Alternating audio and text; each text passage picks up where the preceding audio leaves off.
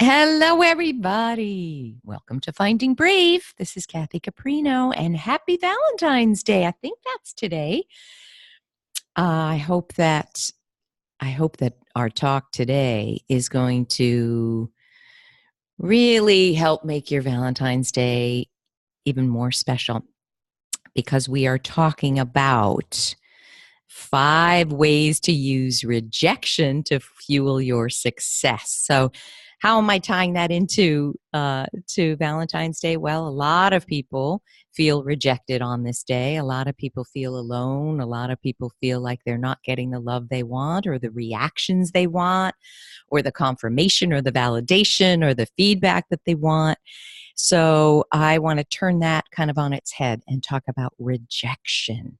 And one of the reasons I'm doing this today, but on the podcast, is it's interesting. I analyze what my course members and clients and the people I hear from on LinkedIn and social media, what they are saying, and what are the common themes and issues and challenges. Because I love to look at what the big challenges are so that we can address those with eyes wide open, so that we can move forward faster and better and easier. That's kind of my focus in Finding Brave. And what I've been hearing a lot about, and it's really on my radar, and I'll tell you why in a minute, but it's the idea of rejection. And I'm going to talk about 2 aspects of rejection. The external rejection we get when we have an idea that's been turned down, or we're rejected for an audition, or we're told that the idea or the project or the initiative that we're putting forward, or the new venture or the startup, isn't good enough, isn't what's needed, isn't timely, isn't fresh enough.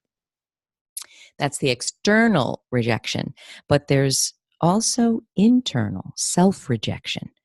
They're 2 sides of a coin. And what I see in so many thousands of women that I hear from and work with is there's a lot of self-rejection going on. So, you can't even move forward to get to external rejection, to get to, having the courage and confidence to put something out there. If you are so self-rejecting, you don't even get out of the starting gate. So I want to talk about all of this and give you 5 ways to use rejection to fuel your happiness and fuel your success. Okay. So I want to start with, I had a conversation with someone about rejection, and she was taking it so hard. And this is, again, very, very common with the professional women I work with. And she was taking it very personally, and it was infuriating to her that she got rejected. A project of hers got rejected, an idea. So, whenever anything hits me really hard, like personally, I know that it's probably hitting thousands of other people really hard. So I thought about, what have I learned about rejection? Because my goodness, I've gotten a lot of it. And I want to give you some things to think about. But one of them is, the more you move forward, the more you put yourself out there, the more you believe in yourself that you have an idea or a blog or a book or a project or a screenplay or a startup that's worthy of somebody listening to or investing in, the more you're going to get rejected. I mean, that's the relationship. That's the equation. The more you do, the more you get rejected.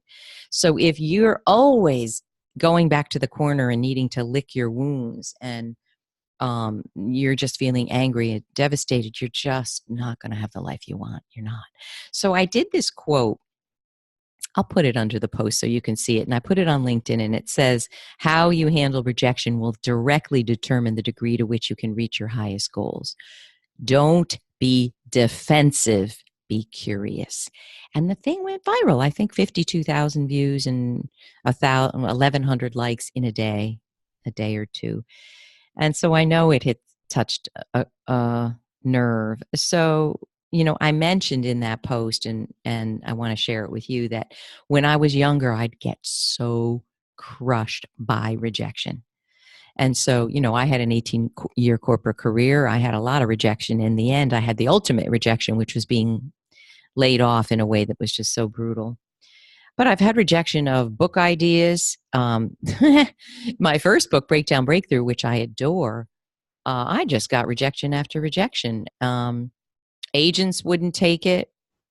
Publishers wouldn't take it until someone did. And it's interesting with that project, I had no doubt this was a book that needed to be out in the world.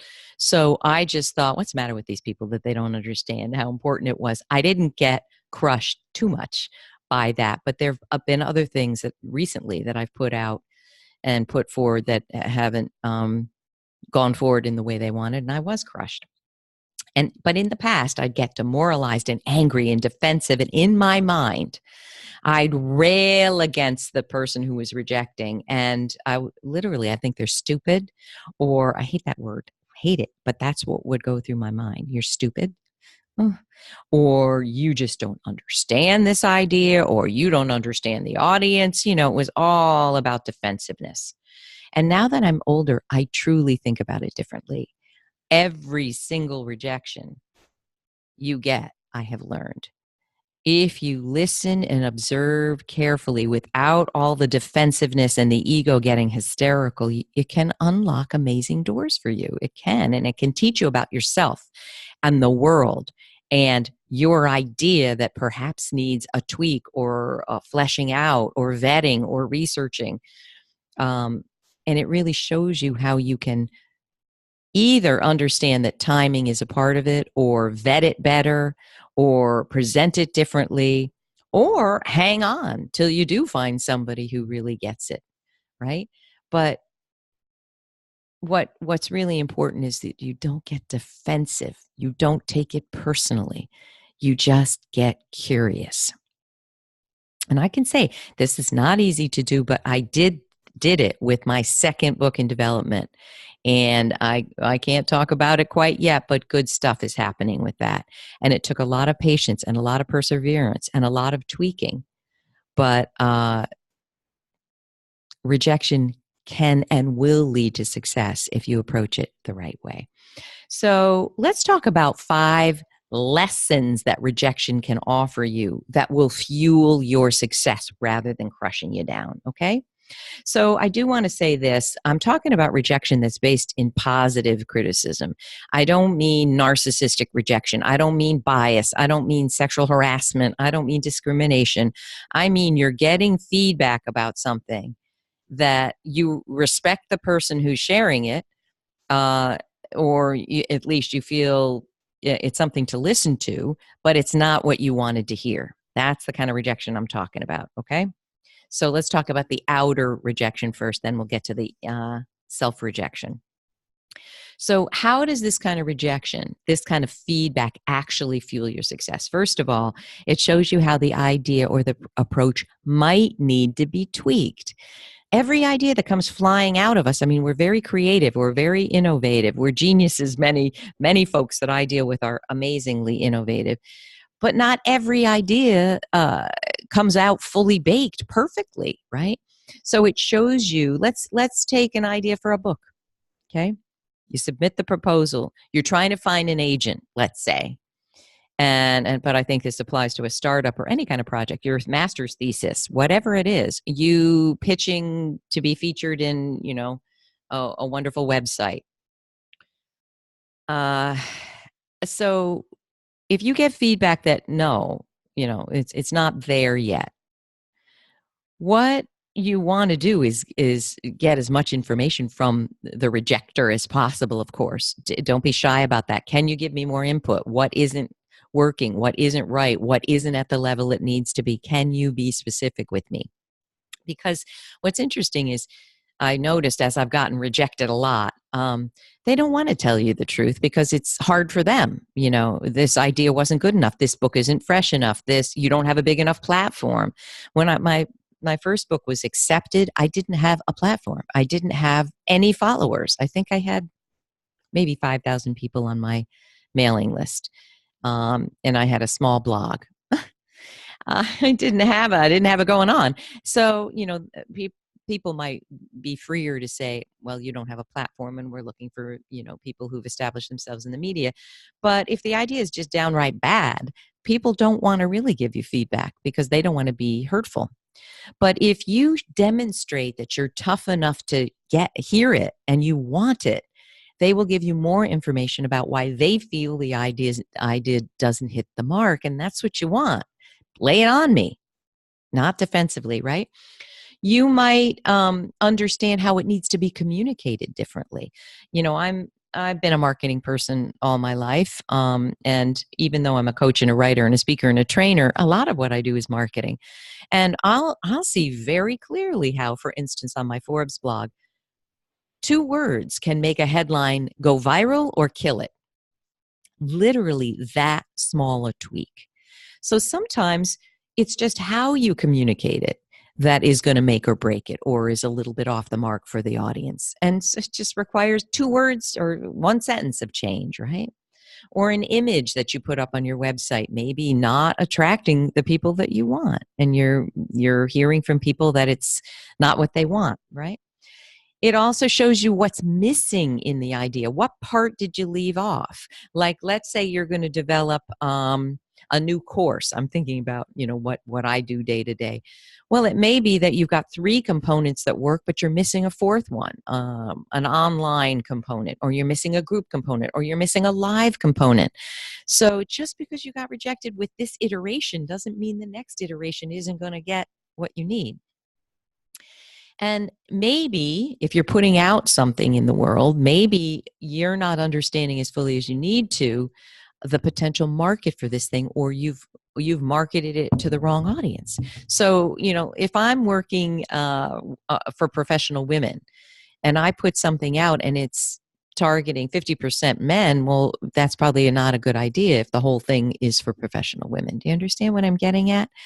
So you may get a no, but a no doesn't mean this is terrible. A no means maybe you got to tweak it a little bit, okay?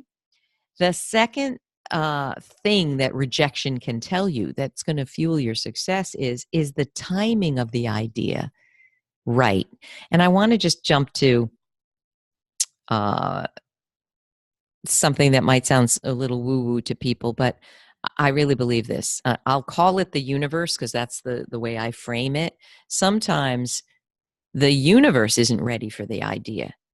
Your book, there's not a state of readiness for your book. There's not a state of readiness for your startup. You've got to wait a year, and then something will have changed in the market.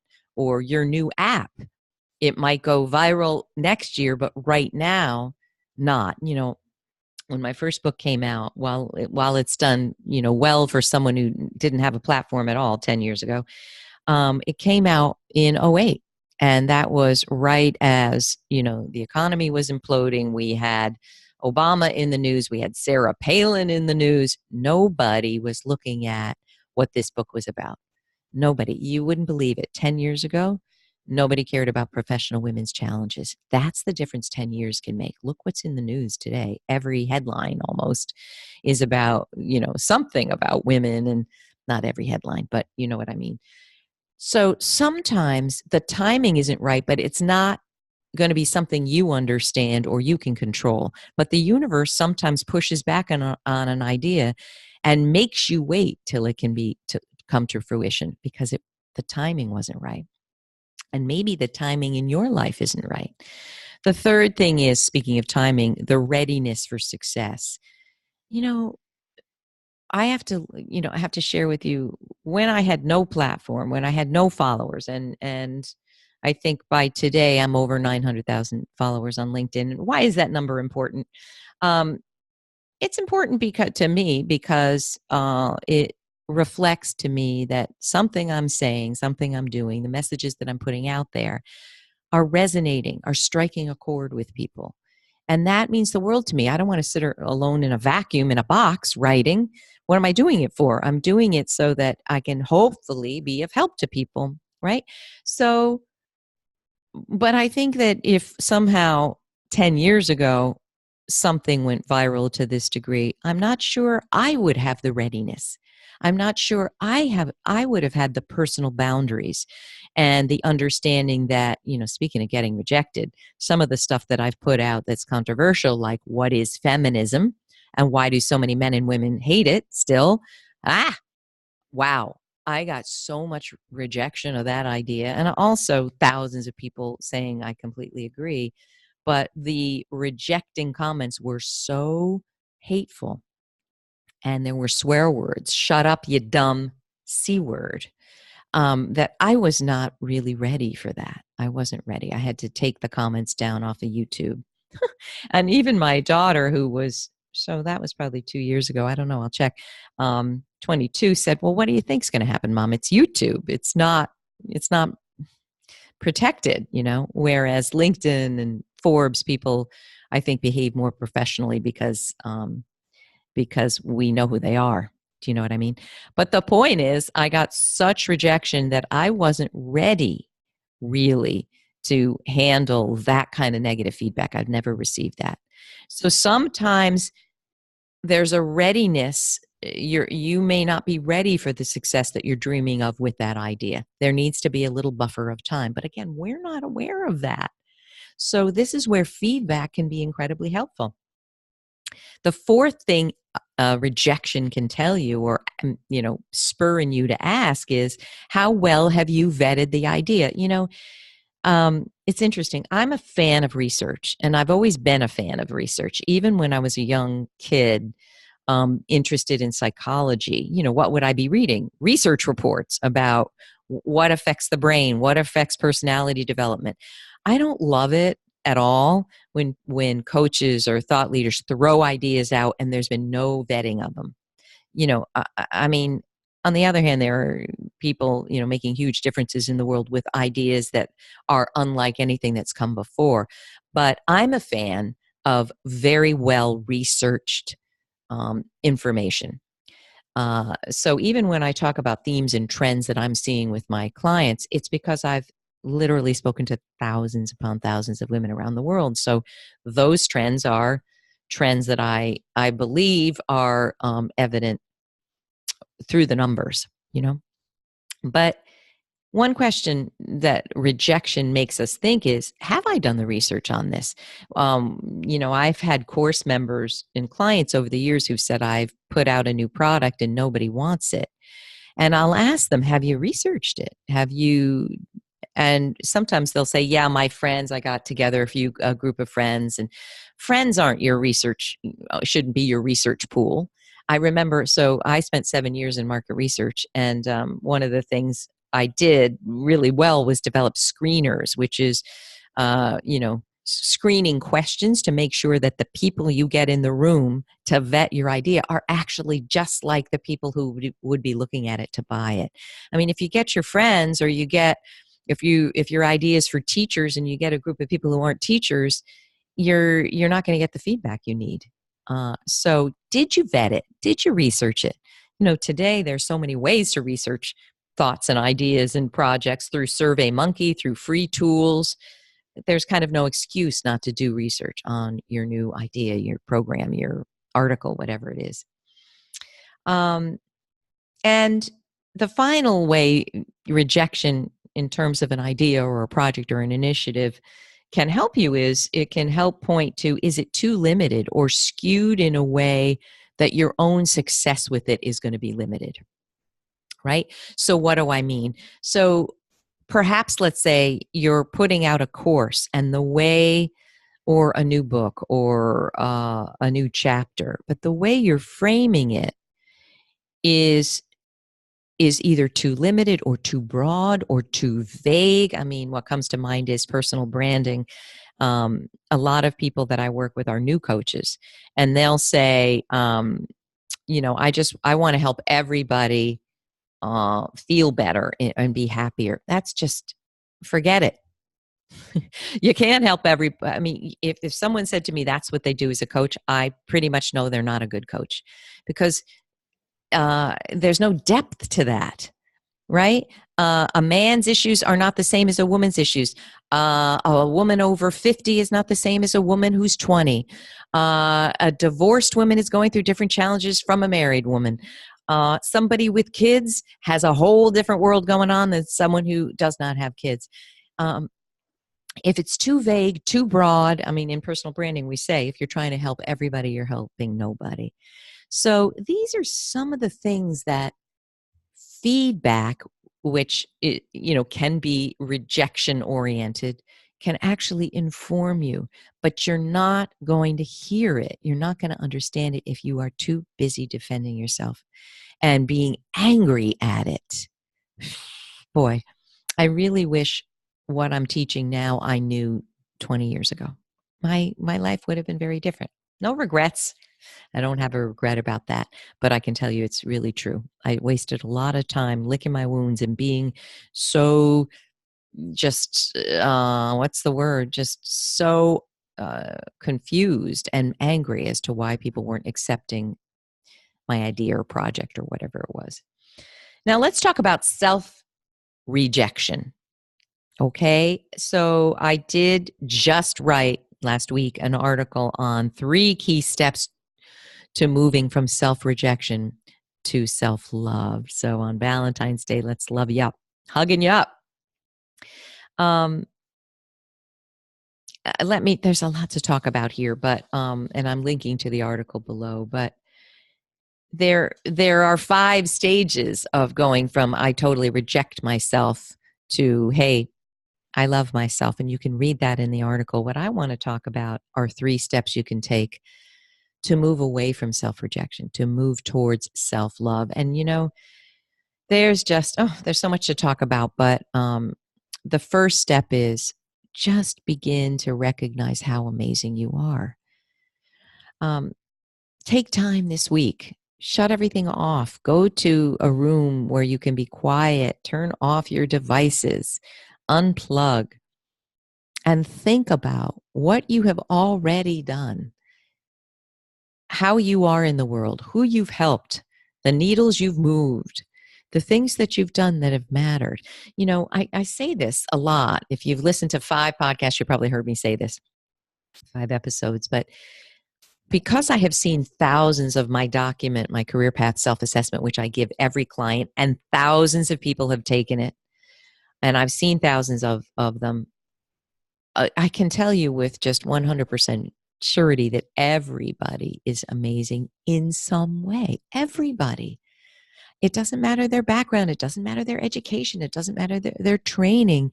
What these people are writing about things they've gone through and things they've done, it makes my head explode. It's so amazing, but they don't see themselves as amazing or unique or special or valuable.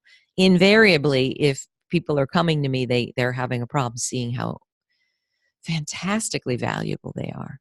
So if you're a professional, you'll want to download my career path assessment. I'll link to that. And you'll want to answer it. And it's 11 pages of questions I wish someone had asked me 30 years ago. And if I had answered them honestly, by gum, I wouldn't have made the mistakes I made in terms of my career and in terms of devaluing myself. Not, what I did was take the very first job that was offered to me out of school, and it stunk. And it wasn't the right direction because I didn't love myself. I didn't value myself. I thought I had to go with the first crappy job that was given to me. So take time to understand, how am I of value in the world? And your sphere of influence doesn't have to be enormous. It doesn't have to be Gandhi or Mother Teresa, my two of my favorite inspiring role models in the world. You can be influencing 2 people, your kids.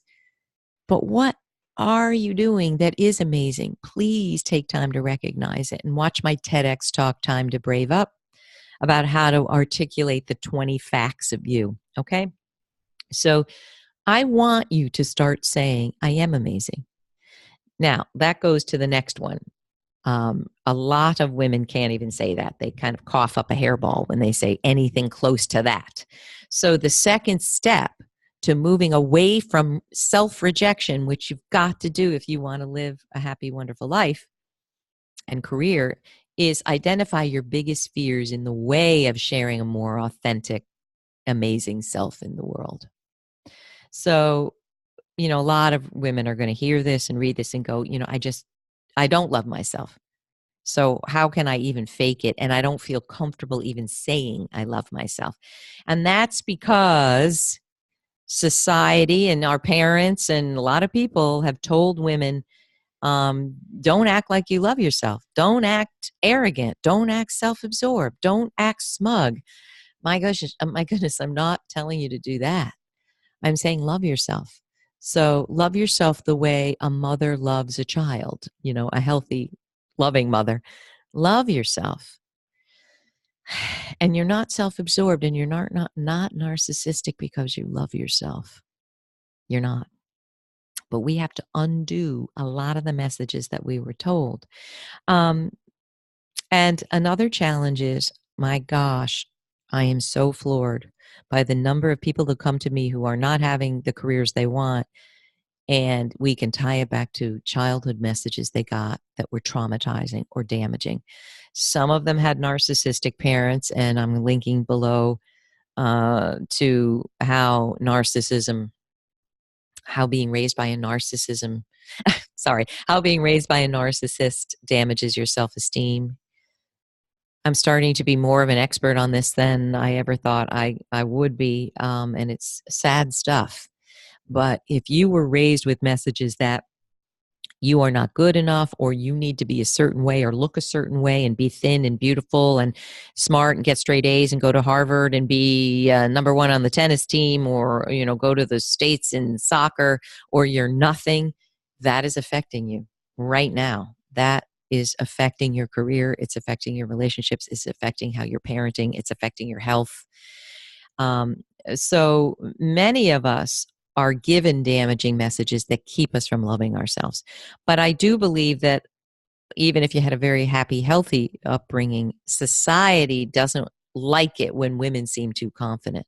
Women seem too self-assured. Well, we can't cave on this. Society's got to get good with this. I don't really care that society doesn't like it. And, women, the research shows women are punished and perceived as less competent, less valuable if they're forceful or strident or emotional or confident. We got to work through that and push through that. We can't let that stand. So what I'm asking you to do is look at the biggest fears you have about loving yourself and sharing yourself more with the world, the real you, the real unadulterated, not the Facebook selfie you, the real you, okay? The third step to moving away from self-rejection is stop holding back and start doing the things you really want to do. So, the long and the short of it is, you will develop more self-love the more you put yourself out there.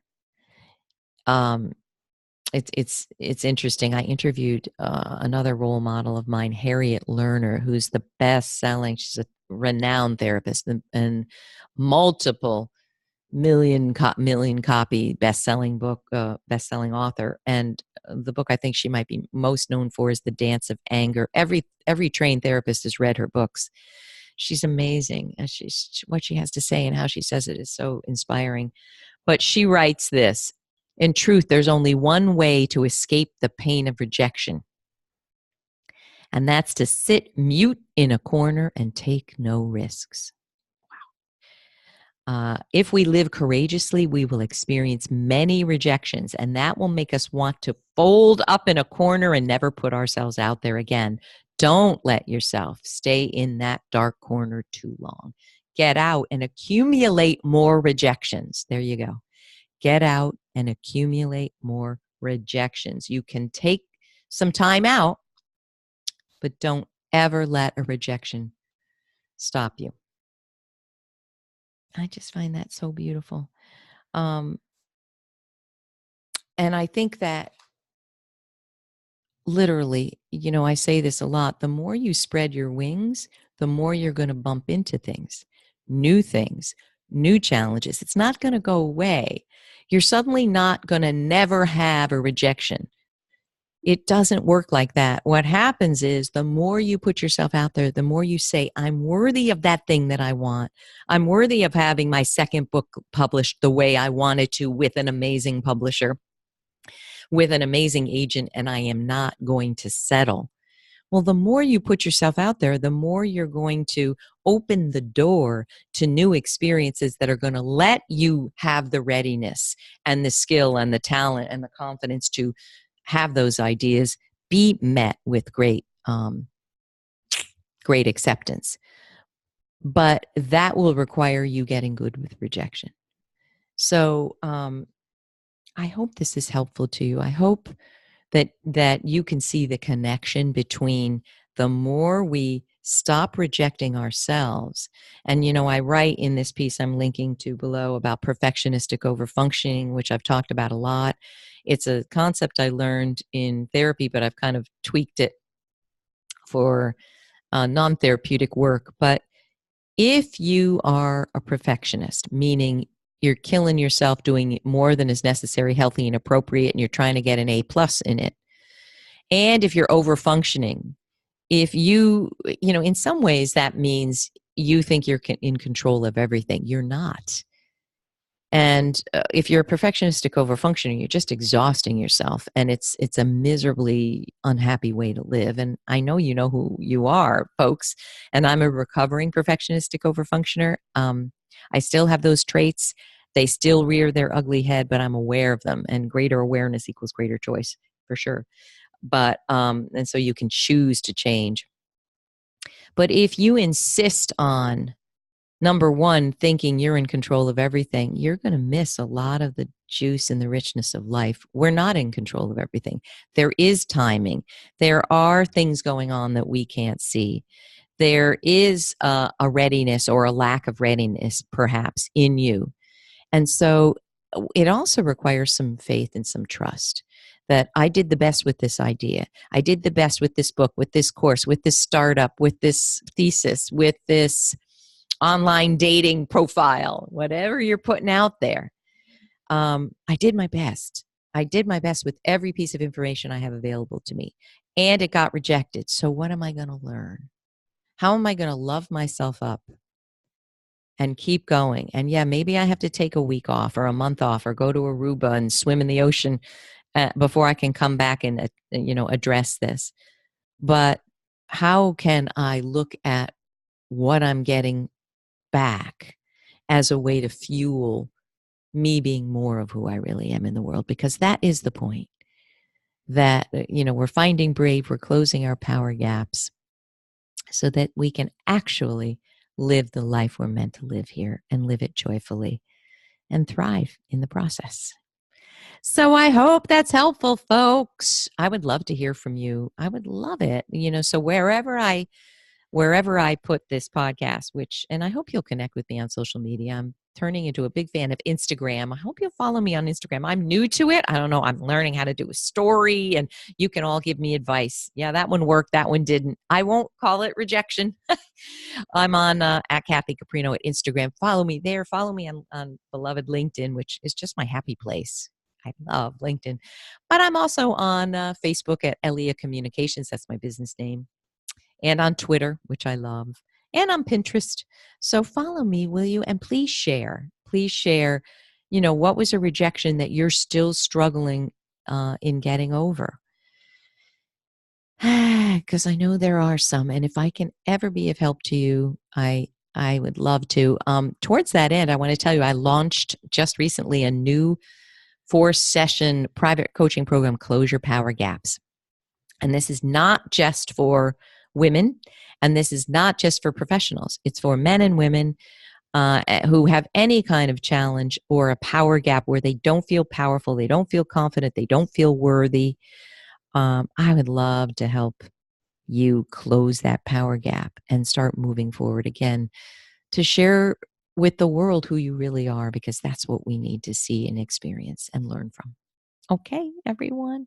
So I'll see you on social media, and I would love to hear your thoughts, and I hope this is helpful.